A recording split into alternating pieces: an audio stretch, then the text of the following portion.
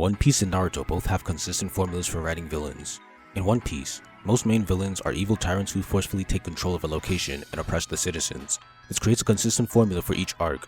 Luffy and the crew have to defeat the tyrant in order to liberate the island. This creates the motif of good is freedom and evil is tyranny. In Naruto, most main villains are people who had a negative experience in the past that dramatically changed their beliefs and the course of their life. A ghost or trauma. The formula in the story is Naruto understanding that moment in their life and helping them move past it, allowing them to abandon their evil ways and be redeemed. This creates the motif of evil comes from a negative experience. Both of these stories do a great job of sticking to this motif. This will all come back to Imu. I used to completely prefer complex and sympathetic villains, but after noticing this motif, my perspective has changed a little. One Piece was likely inspired by Esteban while establishing this formula, but it can be traced back even further. The simple good versus evil dynamic can be seen in classic fantasy stories like Star Wars and Lord of the Rings.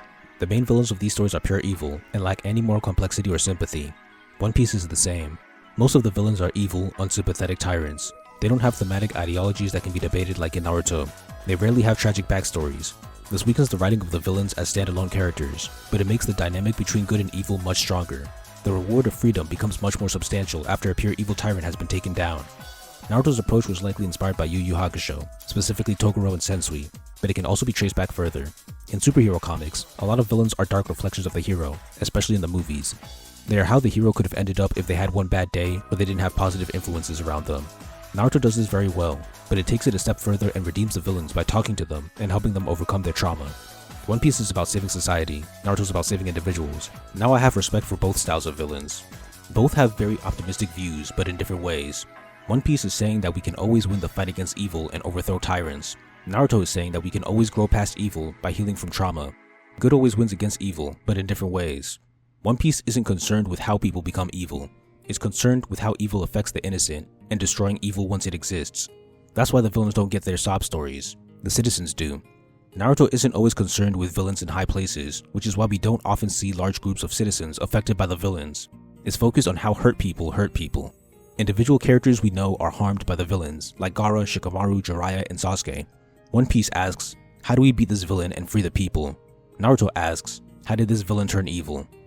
One Piece deals with evil by stomping it out. Naruto deals with evil through emotional healing. Both types of villains work for their stories. If Luffy was simply beating up sympathetic villains with broken pasts, or Naruto was trying to talk it out with evil dictators, they would seem tone deaf. Some antagonists like Franky and Katakuri are allowed to grow, but they are rarely the tyrant of the arc. Franky was a troublemaker and Katakuri served the tyrant. That's why the villains are perfectly crafted for their stories. Let's look at some of the big hitters. In Naruto, Obito and Madara were some of the last ones. They worked so well because they had been stewing in their trauma for much longer than most other antagonists. They had the strongest belief that their view was right and they weren't just haunted by a ghost. This is one of the reasons I don't like Kaguya. I used to express it as there was no talk no jutsu with her, but the root of the problem is that she didn't have a negative experience in her past that made her evil, which prevented talk no jutsu from happening, which is why she felt out of place in the story. Sasuke, the technical final villain, was perfect for the role because he had a lot of ghosts in his past and we saw them build up over the course of the story.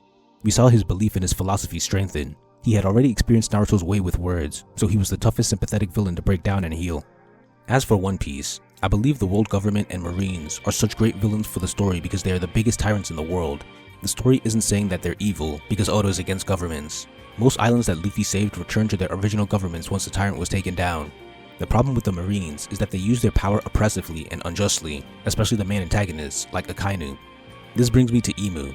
He is on track to becoming the best villain based on the motif, due to what we know about him. He's the supreme ruler of the oppressive world government, and then look at his powers. His covenants allow him to forcibly submit people to his will, like he did with rocks. He's also allowed to kill them whenever he wants, like with Saturn. This power is the perfect symbol of tyranny, which is why he's perfect for the story of One Piece. This is similar to how some of Sasuke's main powers, like Sharingan and Mangekyo, were directly awakened by trauma, aligning him with the symbol of evil. That makes him perfect for Naruto as well. My hope is that villains like Blackbeard, Akainu, and Imu never get tragic backstories and remain as pure evil villains so that the story can continue its great motif until the end. The one piece of criticism that I will give is that though the villains are evil, making it harder, if not impossible, to write thematic battles against them, the story could switch to giving Luffy thematic battles with the citizens instead of the tyrant. A perfect example is Luffy vs Robin in Enies Lobby. In conclusion, One Piece and Naruto have different motifs behind the way they write good versus evil. These motifs shape how the villains and the arcs are written. One Piece focuses on liberating citizens from an evil tyrant with brute force. Naruto focuses on redeeming broken individuals with emotional healing.